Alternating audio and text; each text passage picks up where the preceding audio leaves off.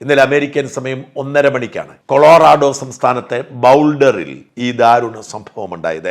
2023 October മാസം 7-ാം തീയതി അതിക്രമിച്ച് കടന്ന് ഹമാസ് ഭീകരവാദികൾ തട്ടിക്കൊണ്ടുപോയതിൽ 58 പേരെ ഇനിയും വിട്ടുകൊടുക്കാനുണ്ട്.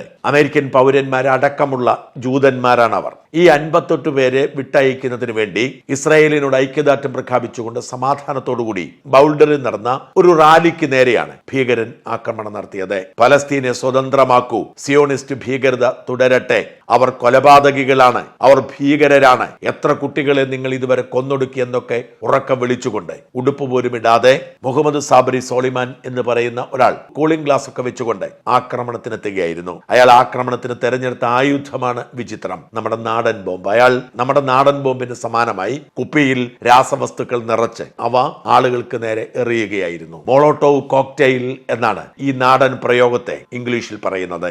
ഏതാണ്ട് 6-7 പേർ ഗുരുതരമായി പൊള്ളലേറ്റ് നിലത്ത് വീണു. ഇസ്രായേൽ പതാകയേന്തി തെരുവിൽ നിശബ്ദരായി കിടക്കുന്ന, ചലനമറ്റ് കിടക്കുന്ന ഇവരുടെ ദൃശ്യങ്ങൾ സോഷ്യൽ മീഡിയയിലുണ്ട്. അവർക്ക് പ്രതികരിക്കാൻ പോലും കഴിയുമായിരുന്നില്ല. കാരണം ഇയാൾ 2 കൈകളിലും കുപ്പി നിറച്ച് രാസവസ്തുക്കളും മുദ്രാവാക്യം വിളിച്ചുകൊണ്ട് നിൽക്കുകയായിരുന്നു. ഇതിനെ ഭീകരാക്രമണം എന്നാണ് FBI ഡയറക്ടറും ഇന്ത്യൻ വംശജനുമായ കാഷ് പട്ടേൽ വിശേഷിപ്പിച്ചത്. ഭീകരാക്രമണം തന്നെയാണ്. ഹമാസ് തടവിലാക്കിയിരിക്കുന്ന മനുഷ്യർക്ക് വേണ്ടി നിശബ്ദമായി റാലി നടത്തിയ ആൾക്ക് നേരെ ഫലസ്തീൻ മുദ്രാവാക്യം ഉയർത്തിക്കൊണ്ട് നടത്തുന്ന ആക്രമണം ഭീകരാക്രമണമല്ലാതെ മറ്റെന്താണ്? അമേരിക്കയുടെ ഉറക്കം കെടുത്തിയ മറ്റൊരു ഭീകരാക്രമണം കൂടിയാണ് ഇപ്പോൾ സംഭവിച്ചത്.